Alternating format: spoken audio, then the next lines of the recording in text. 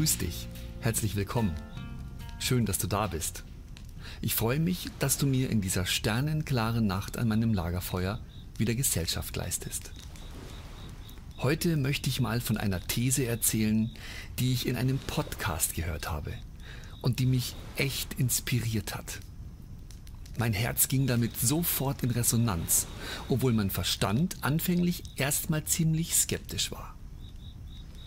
Es heißt doch immer, dass wir in einer Dualität leben. Dass wir in unserem Erfahrungsraum, den wir als Realität bezeichnen, immer zwei gegenteilige Seiten einer Sache haben. Also Yin und Yang, hell und dunkel, Tag und Nacht, warm und kalt, gut und böse, arm und reich, leicht und schwer und so weiter und so fort. Und so heißt es auch, dass das Gegenteil von Liebe Hass sein soll. Gut, andere sagen, es sei die Angst, aber im Grunde genommen spielt das jetzt hier auch gar keine große Rolle. Die Frage, die ich mir hier stelle, ist, kann das wirklich sein? Bedeutet Angst oder Hass tatsächlich die totale Abwesenheit oder das Gegenteil von Liebe? Positive Emotionen wie Zuversicht, Dankbarkeit, Freude etc. öffnen sich doch im gewissen Maße für die Liebe, beziehungsweise sind ihr zugewandt oder mit ihr verwandt. Negative Gefühle wie Hass, Angst, Wut, Frustration etc. verschließen dich mehr oder weniger von der Liebe, beziehungsweise sind von ihr abgewandt. Aber kann Liebe wirklich komplett aus deinem Leben verschwinden?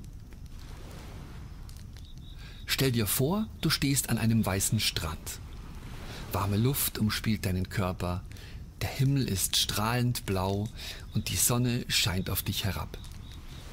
Du fühlst dich gut, bist glücklich, zufrieden, sorgenfrei und nimmst in Dankbarkeit diesen wundervollen Moment wahr. Einfach pures Sein. Und jetzt stell dir vor, dass überall am Strand, in dem weißen Sand verteilt, schwarze Ziegelsteine verstreut liegen. Jeder Ziegelstein steht für ein negatives Ereignis oder eine negative Erfahrung, die du im Leben noch mit dir rumträgst, bewusst oder unbewusst. Wie viele Steine siehst du dort rumliegen? Sind es viele oder nur wenige?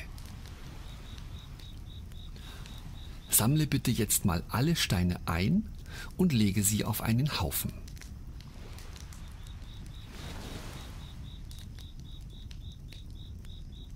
Ist es ein großer Haufen oder ist er eher kleiner? Falls du jetzt denkst, dass das schon alle Steine sind, dann muss ich dich allerdings enttäuschen. Es kommen nun noch ein paar weitere dazu. Denn jeder Stress, den du im Leben erlebst und nicht losgelassen hast, jede Wut, die du nicht rausgelassen hast, steht ebenfalls für einen Ziegelstein. Auch negative Gefühle wie Angst, Hass, Verzweiflung, Hoffnungslosigkeit, Trauer, Neid, Frustration und so weiter, die du in dir gespeichert hast und deshalb immer wieder in deinem Leben wiederkehren, stehen für einen Ziegelstein. Sammle bitte auch noch diese Steine mit ein und leg sie dazu. Und? Wie groß ist dein Haufen jetzt? Tja, doch leider bist du immer noch nicht ganz fertig. Jetzt fehlen nämlich noch die Steine, die du täglich neu erschaffst. Denn jedes Mal, wenn du dich mit negativen Dingen in deinem Leben beschäftigst und ihnen durch deine Aufmerksamkeit noch mehr Energie gibst, entsteht auch wieder ein Ziegelstein. Hierbei spielt es auch überhaupt keine Rolle, ob du deine Aufmerksamkeit auf die Vergangenheit richtest, gerade in der Gegenwart bist oder in eine vermeintliche Zukunft schaust. Sammle also bitte jetzt noch die Steine ein, die du durch deine Aufmerksamkeit auf negative Dinge erschaffen hast. So, und jetzt betrachte den Haufen nochmal neu. Ist er gewachsen? Ich denke schon. Du stehst jetzt also an diesem wundervollen Strand und neben dir liegt ein großer Haufen schwarzer Ziegelsteine. Nur du allein siehst jetzt, wie groß dieser Haufen ist. Und jetzt nimmst du diese Ziegelsteine von dem Haufen und legst sie in einem Kreis um dich herum in den Sand. Wenn der Kreis um dich geschlossen ist, legst du die nächste Ziegelsteinreihe einfach oben drauf. Du baust also eine Mauer um dich herum, die je nachdem, wie viele Ziegelsteine du gesammelt hast, immer höher und höher wird. So lange, bis dein Haufen weg ist. Je höher die Mauer wird, desto kälter und dunkler wird es für dich. Falls du sehr viele Steine gesammelt hast, wird die Mauer irgendwann so hoch, dass du nichts mehr von dem schönen Strand sehen kannst. Aber ist der Strand deshalb weg? Nein. Du kannst ihn nur nicht sehen.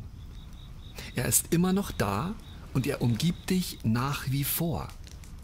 Du kannst ihn nur nicht mehr wahrnehmen, da dich die Mauer daran hindert. Deine Mauer, die du gebaut hast.